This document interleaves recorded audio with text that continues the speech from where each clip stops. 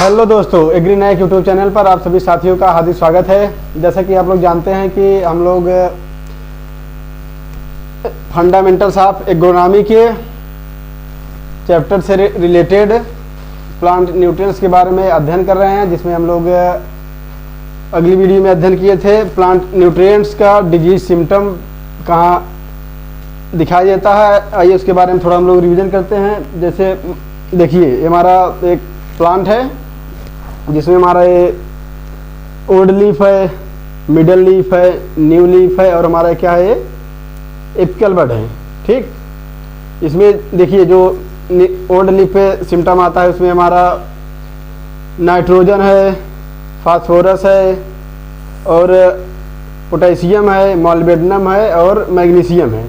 उसके बाद जो मिडिल लीफ पे सिम्टम आता है वो हमारा प्लांट न्यूट्रिएंट है जिंक।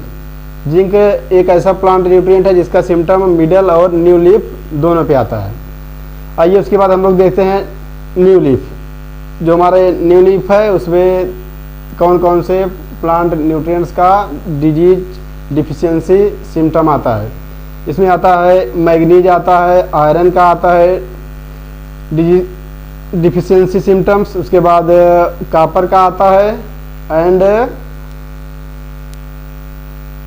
हमारा आयरन हो गया, मैग्नीज हो गया, सल्फर हो गया और कॉपर, इस पे हमारा न्यू लीफ पे इसका सिम्टम आता है। ये उसके बाद हम लोग बात करते हैं एपिकल बड। जो हमारी एकदम देखिए ऊपर की शीर्षक कलिका है, इसमें हमारा सिम्टम आता है कैल्शियम और बोरान का। और इसका जो डिफिशियंसी सिम्टम है, जो हमारी एपिकल बड की जो लीफ है हमारे येलोइश कलर में अथवा क्लोरोसिस जिसे हम लोग बोलते हैं हरिमाहीनता, उस प्रकार का लक्षण शो करता है। उसके बाद हम लोग बात करते हैं जो हमारा न्यू लीफ है, इसमें जब आयरन, मैग्नीज, सल्फर और कॉपर का सिम्टम हो जाता है तो इसकी जो सिराएं हैं ये क्या किसको प्रदर्शित करती हैं, ये डार्किश ग्रीन हो जाती हैं। उसके बाद जो हमारा ओल्ड लीफ है इसमें दो प्रकार के सिम्टम आते हैं, एक विथ स्पॉट आता है, एक विदाउट स्पॉट आता है। जो धब्बेनुमा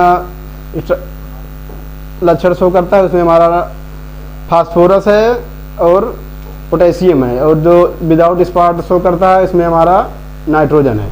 आइए आज के लेक्चर में हम लोग अध्ययन करते हैं प्लांट न्यूट्रिएंट्स में जो हमारा प्राइमरी प्लांट न्यूट्रिएंट्स है, जैसे नाइट्रोजन हो गया, फास्फोरस हो गया और पोटेशियम। उनका क्या कार्य है, पादप में वो किस प्रकार की अपनी भूमिका अदा करते हैं। आइए हम लोग देखते हैं नाइट्रोजन, जिसे हम शॉर्ट फॉर्म में N2 के रूप में जानते हैं। आइए देखते हैं इसका फंक्शंस क्या है। पहला हमारा प्राइमरी प्लांट न्यूट्रिएंट है नाइट्रोजन। नाइट्रोजन का जो हमारा फर्स्ट वर्क है, it is used to crop for growth of crop height. Nitrogen का प्रयोग हम लोग मुख्यतः फसल के बढ़वार के लिए करते हैं, जो यील्ड के दृष्टि से अच्छा माना जाता है। सेकेंड पॉइंट हम लोग देखते हैं हमारा है जो taken by soil in both form cation and anions NH3- and NH4+। कहने का आशय है कि नाइट्रोजन एक ऐसा तत्व है जो धनात्मक अथवा ऋणात्मक दोनों फॉर्म में पौधों द्वारा लिया जाता है। आइए हम अगले पॉइंट का चर्चा करते हैं। Point number 3, nitrogen is a component of protein, nucleic acid, amino acid, hormones and vitamins etcetera. कहने का तात्पर्य है कि नाइट्रोजन जो है विभिन्न प्रकार के, जैसे हमारे न्यूक्लिक एसिड हो गए, हार्मोन्स हो गए, विटामिन्स हो गया, प्रोटीन्स हो गया, उसकी क्या है, एक बेसिक इकाई है। कहने का मतलब है इनके फॉर्मेशन में ये महत्वपूर्ण भूमिका अदा करता है।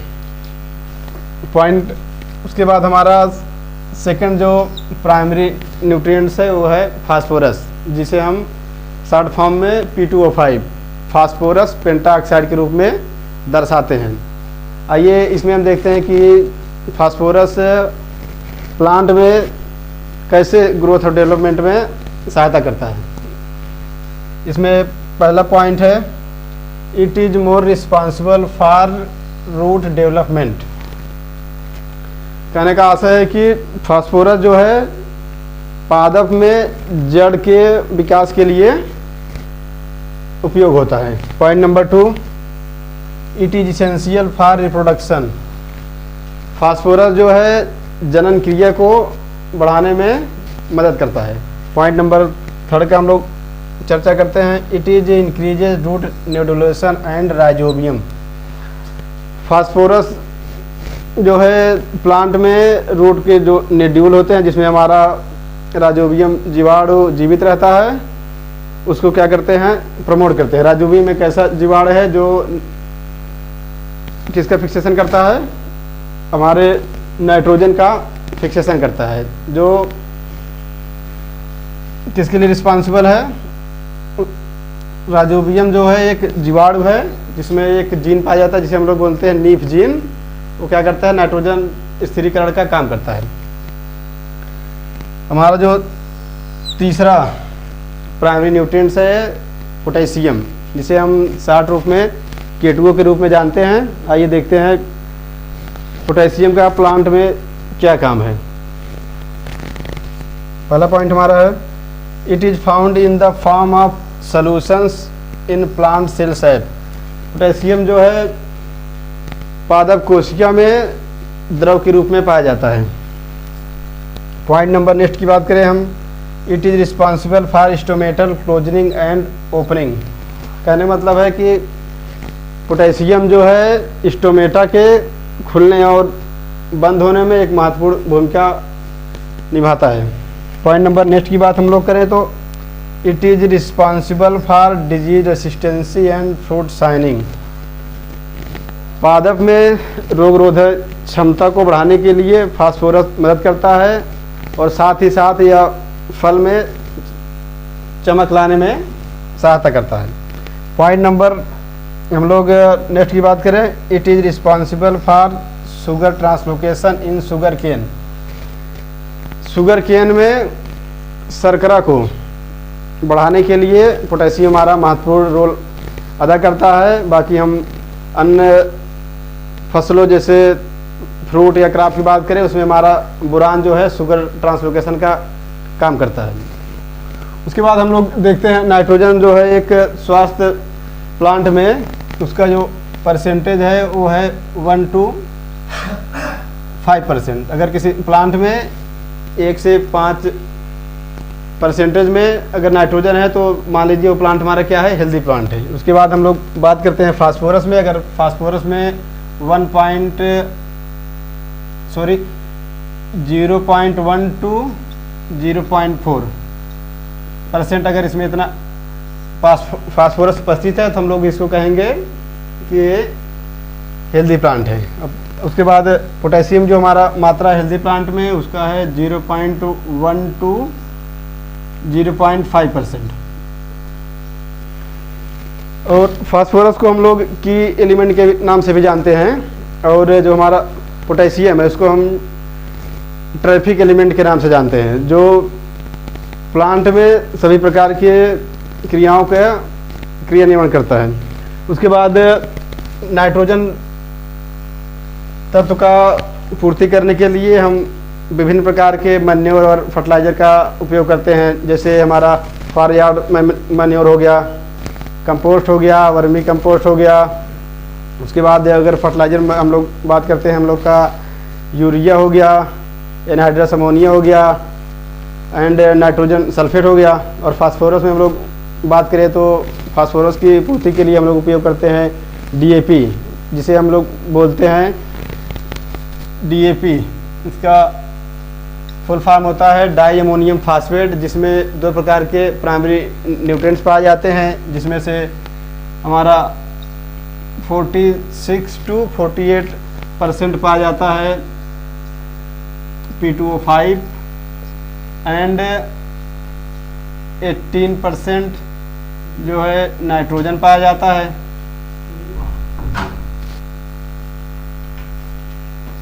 और हम लोग बात करें तो पोटेशियम की, इसमें जो हम लोग प्लांट न्यूट्रिएंट देते हैं उसमें मेजॉरिटी में हमारा है पोटेशियम क्लोराइड। इसके सप्लाई, पोटेशियम के सप्लाई के लिए हम लोग जो फील्ड में यूज़ करते हैं उसका नाम है पोटेशियम क्लोराइड जिसे हम म्यूरेट ऑफ पोटाश भी कहते हैं, जिसमें 58 to 60% क्या पाया जाता है, K2 पाया जाता है।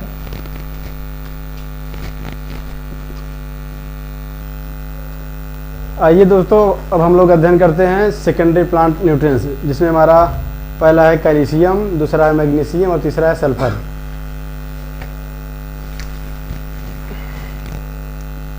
सेकेंडरी प्लांट न्यूट्रिएंट्स में पहला हमारा कैल्शियम है, जिसका हम सिंबल के रूप में Ca के रूप में व्यक्त करते हैं। इसमें हमारा पहला पॉइंट है, it is help in cell plate formation. Calcium जो है सेल के उत्पादन में भूमिका अदा करता है। पॉइंट नंबर सेकंड की बात करें हम लोग, it is a part of middle lamella. Calcium जो है मिडिल लैमेला का पार्ट है। मिडिल लैमेला के बारे में थोड़ा हम लोग चर्चा करते हैं। मिडिल लैमेला क्या है? It is A made of calcium pectate. Middle lamella जो है वो कैल्शियम पेक्टेट का बना होता है। और हम लोग बात करते हैं सेकेंडरी न्यूट्रिएंट की, वो है हमारा मैग्नीशियम, जिसे हम Mg सिंबल के रूप में डिनोट करते हैं। इसका जो पहला फंक्शन है, it is a part of chlorophyll and chromosome.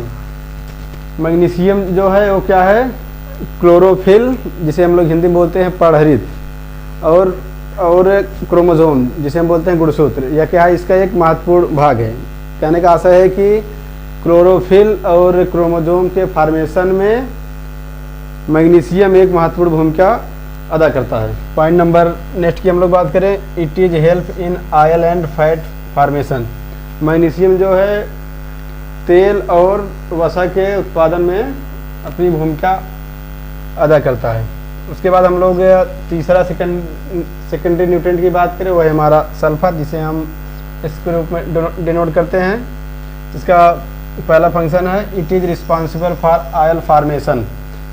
किसी फसल में ऑयल की मात्रा को बढ़ाने के लिए सल्फर हमारा जो है क्या मोर रिस्पॉन्सिबल होता है। जैसे हमारा मस्टर्ड हो गया, मस्टर्ड में ऑयल कंटेंट बढ़ाने के लिए हम लोग सल्फर फर्टिलाइज़र का यूज करते हैं। उसके बाद हम लोग सेकंड पॉइंट की बात करें, it is help in nodule formation. यह पादप के जड़ों में जो गांठें बनती हैं उसके निर्माण में एक महत्वपूर्ण भूमिका अदा करती हैं। उसके बाद हम अगला पॉइंट की बात करते हैं, it is a part of amino acid, vitamin and acetyl coenzyme A. Sulphur जो है एमिनो एसिड और जो हमारे एंजाइम हैं, जैसे हमारे सल्फर कंटेनिंग जो हमारे एंजाइम है, जिसमें हमारा है, हम लोग बात कर लेते हैं सल्फर कंटेनिंग एमिनो एसिड्स, जिसमें हमारा मेथियोनिन है, सिस्टीन है और सिस्टाइन है। दोस्तों, अगर आप लोग को वीडियो अच्छा लगा हो तो लाइक, सब्सक्राइब, शेयर और कमेंट कीजिएगा। आपके कमेंट के हिसाब से जो बातें आपको समझ ना आई हो उसको बताने का प्रयास किया जाएगा। और साथ ही में BSc AG के संबंधित आप किसी भी विषय के कोई डाउट हो तो आप कमेंट बॉक्स में कमेंट करिएगा, उसका जवाब दिया जाएगा। जय हिंद दोस्तों।